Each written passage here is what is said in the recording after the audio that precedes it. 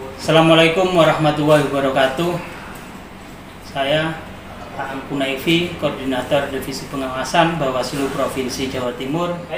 Peserta sekolah kader pengawasan partisipatif secara daring yang diselenggarakan oleh Bawaslu RI. Kali ini kita akan berdiskusi tentang pengawasan pemilu maupun pemilihan, khususnya pada subtopik metode pengawasan pemilu maupun pemilihan.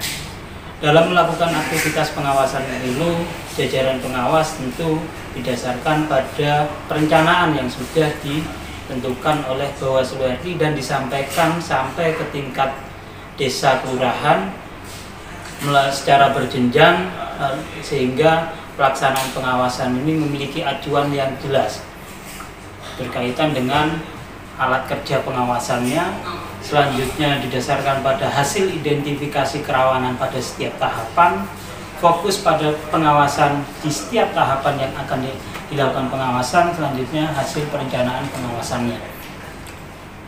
Dalam melakukan kegiatan pengawasan pemilu maupun pemilihan, itu Bawaslu didasarkan pada ketentuan regulasi yang mendasari pelaksanaan pemilihan maupun pemilu tersebut, mulai dari pengawasan rekrutmen sampai dengan penetapan hasil pemilunya. Nah, dalam melakukan pengawasan, secara metode pengawasan yang digunakan oleh jajaran pengawas pemilu di setiap tingkatan ada dua secara umum garis besarnya, yaitu pengawasan secara langsung atau secara tidak langsung. Dan secara langsung ini tujuannya adalah memastikan seluruh tahapan pelaksanaan pemilu dilakukan sesuai dengan ketentuan yang sudah digariskan melalui undang-undang maupun peraturan di bawahnya. Selanjutnya memastikan kelengkapan, kebenaran, keakuratan, serta keabsahan dokumen yang menjadi objek pengawasan. Kemudian yang terakhir, yang ketiga, melakukan investigasi bila mana ada kegiatan yang diduga itu terdapat unsur pelanggaran. Yang kedua, analisis untuk menentukan apakah dari hasil pengawasan itu terdapat dugaan pelanggaran atau tidak. Jadi untuk metode pengawasan ini, kalau pengawasan langsung itu wajib dilakukan bila mana kejadian itu tidak bisa dilakukan secara analisis. Misal pada tahapan pendaftaran peserta pemilu atau pasangan calon kepala daerah, maka pengawas pemilu harus hadir langsung pada proses penyerahan berkas, kemudian meneliti dokumen syarat calon maupun syarat pencalonannya, sehingga aktivitas pelayanan pada tahapan pencalonan tersebut dapat dipastikan sesuai dengan ketentuan yang ada.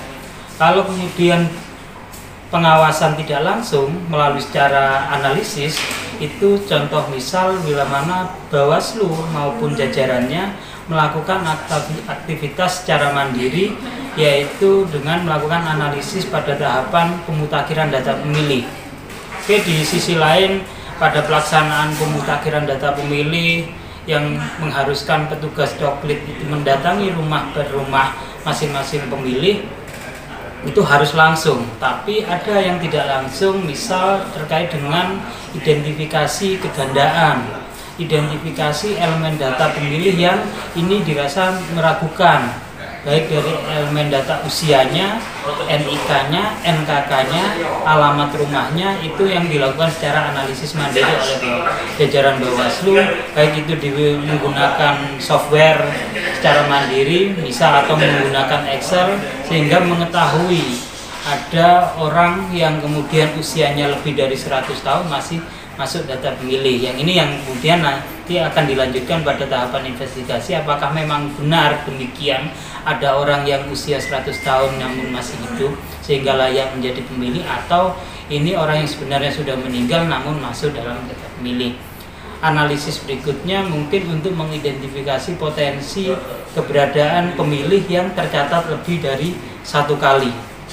Itu juga dilakukan melalui analisis, sehingga metode pengawasan yang dilakukan oleh jajaran pengawas pemilu, pertama memang harus pengawasan langsung di beberapa tahapan tertentu, ada yang dilakukan secara mandiri, analisis secara mandiri. Nah, untuk menentukan apakah harus langsung atau melalui analisis, maka jajaran pengawas pemilu dalam setiap pengawasan tahapan mengidentifikasikan terlebih dahulu potensi pelanggaran yang mungkin muncul pada setiap tahapan, sehingga dapat menentukan mana yang harus menjadi fokus pengawasan kita untuk kemudian menyesuaikan dengan alat kerja pengawasan guna memandu jajaran pengawas ketika berada di lapangan dalam melakukan tugas pengawasan langsung. Contoh, misal pada proses tahapan pembentukan badan ad hoc KPU, PPK, PPS, dan seterusnya.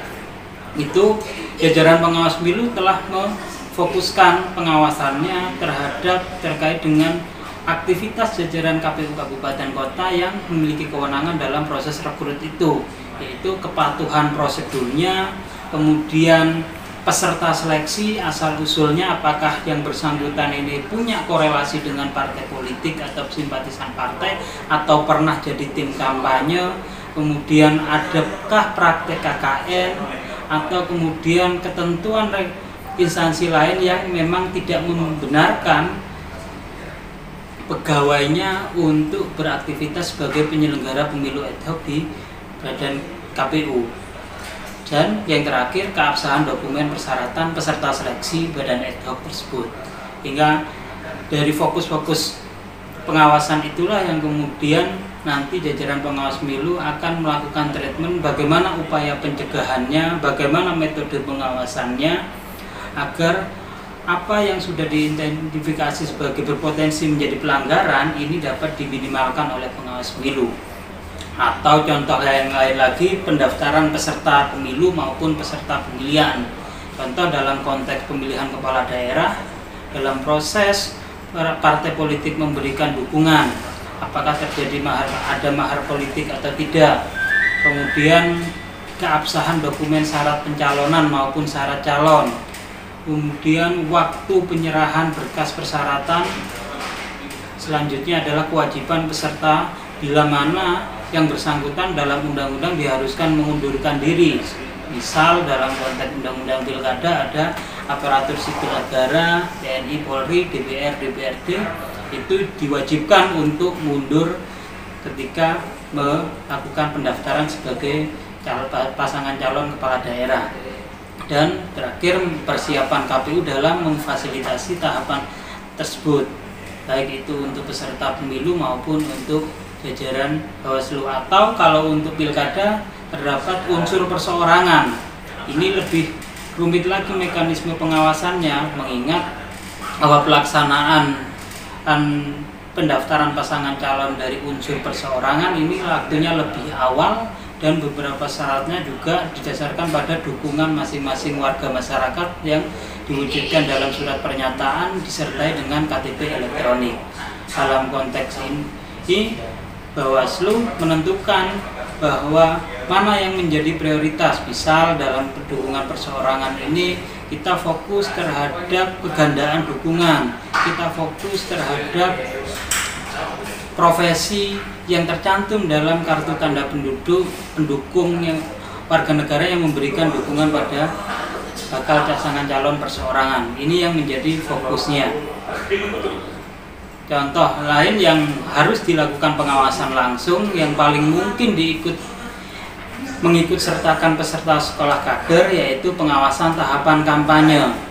Dalam konteks pelaksanaan kampanye ada beberapa hal yang memang dibatasi, baik itu waktu, kemudian pelaksanaannya, kemudian metode kampanyenya.